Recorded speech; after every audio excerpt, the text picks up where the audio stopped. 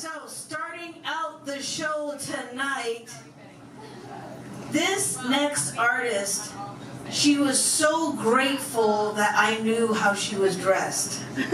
And when she gets up here, I'm not going to tell you. I am not going to tell you. If you know your cultural movie history, and yes, the movie's about 30 plus years old, but when you get up here, you gotta guess what character she is dressed as. Give it up for Janet.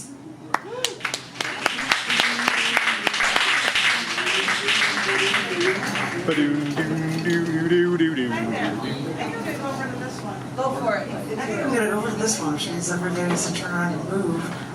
But I'm sorry that I just found out that I was gonna be first, so I didn't get to hear any music for it. And I'll just lift this up so you can see. Oh, maybe that helps if you can actually read what the shirt says. But I won't tell you who I am. I would like to read 2 poems for you. This first one was a suggestion from John, since I am dressed for Halloween, that I should read this poem that I have on my phone to share with you that is called This Halloween. This Halloween I got a costume together. I wore a black page boy wig, a vinyl dress, and matching vinyl boots. It was strange for me. I'm not such an outgoing person. But every time I was left alone at the bar, someone would hit on me. Usually someone ugly. But I didn't tell them to leave me alone. I gave them a fake name, a fake number. And looking back, what made the difference was not wearing the revealing clothes, but wearing a wig, changing my identity. And it's not like I do that again, but I must admit, I really like being someone else for just a little while. Thank you. And I'm a literary magazine editor, cc&d magazine. It used to be in saddle stitch form, and I tell people if they were in a really old issue and want it reprinted into a reprint in 2019 as an Amazon book. This is one of them. Somebody asked for a May 1996 issue to be reprinted, and I've got this for you, poetry and prose, with the original cover for it. This is one that was in the letters to the editor section, and it is a poem called The State of the Nation. My phone rang earlier today, and I picked it up and I said, hello. And the man at the other end said, is this Janet Kuypers? And I said, yes, this is. May I ask who's calling? And he said, oh yeah, hi, this is George Washington, and I'm sitting here with Jefferson and a couple of other guys. We just wanted to tell you a few things.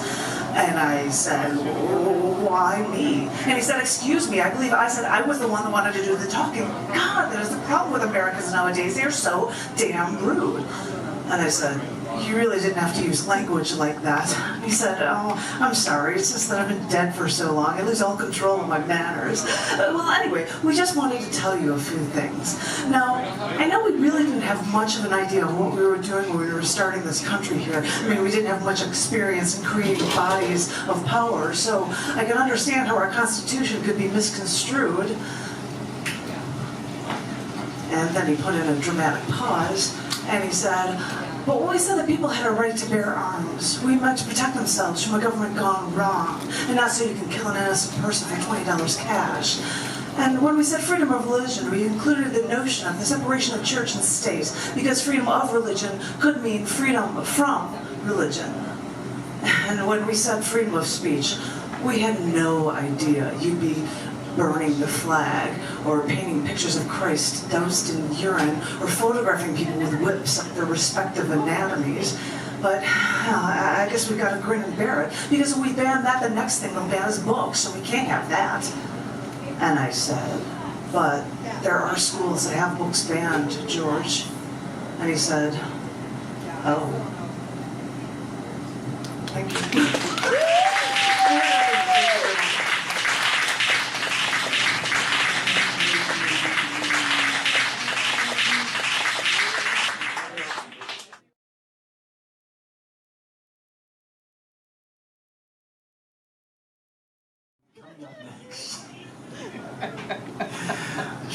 She's a lot of fun coming up next. Let's let's just give it up for Janet.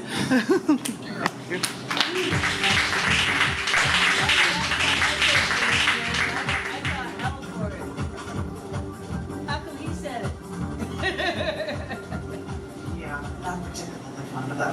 Kick his ass, kick his ass. No. I don't like to be associated with that. That movie. That's all. That's all. Anyway, Sunday.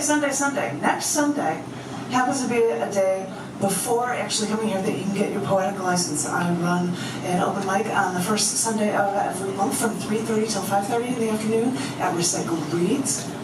It's called poetic license because we all need that every once in a while. So there's an event listing for it. I just posted up today. If anybody wants to check it out, that would be double plus cool.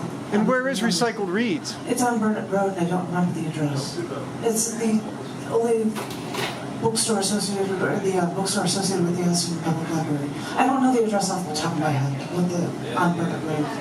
Google it. Google it. It's Recycled Reads. It's like near Monkey Nest Coffee. He says it's near Monkey Nest Coffee. There you go. I don't drink coffee, so I can't help you with that one. By North Loop, yeah. Okay. So I thought I would share with you, because I've been writing poems every day of the year, 2 poems from this book, Every Event of the Year. This is volume 1. It's only the first half of the year. There are that many poems for that many weird events. Hey, there might be a poem for Sword Swallowing Day, or the weirdest events ever, and there's stuff about it in this book. So I was going to share with you 2 poems from this book. This first one, I believe, was May 22nd, and it is World Goth Day. Gemini! World Goth Day, called Exude More in Black. There are a select few who understand the ludicrosity of life at a very early age. And maybe it is at that early age that we feel more tormented than any adult, even if they have problems from their job or their serious job.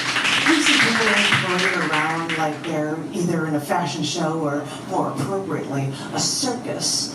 So who cares if we're dressing like Halloween is every day, or if we wear black on the outside, because black is how we feel on the inside. Because even if we can't wish Morrissey an unhappy birthday today, or drink one with him that becomes 4, and when we fall on the floor we drink more, we can still wear black and talk and act all proto-goth. And you can think that we're all about depression, and you're right, it's true. It's hard to be happy when you don't hide from evil. But just keep in mind that this black we wear, this black is actually the presence of all color. So we just see and exude more than you could ever do. And we've known it since our childhood, for that is what it means that we grasp more than people. There we go. Thank you.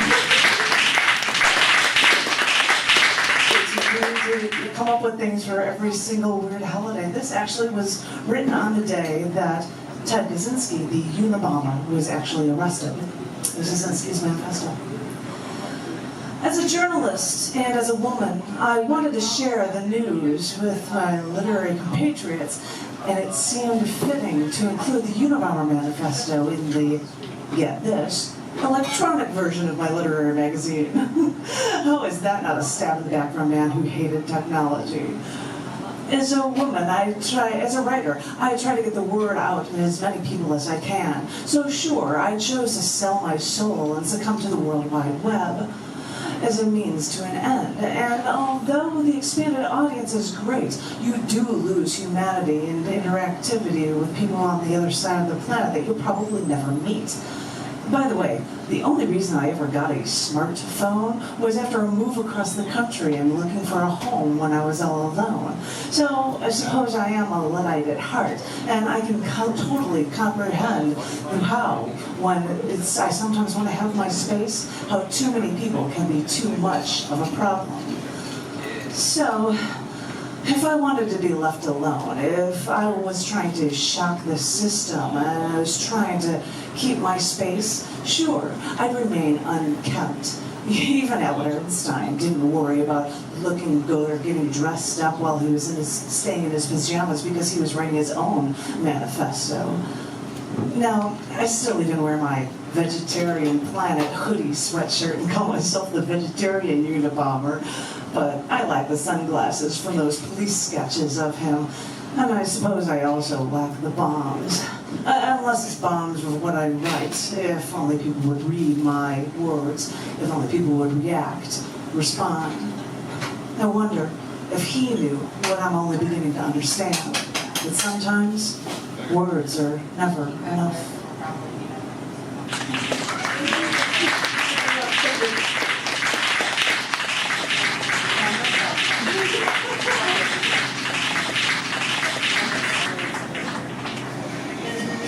Give it up for Janet.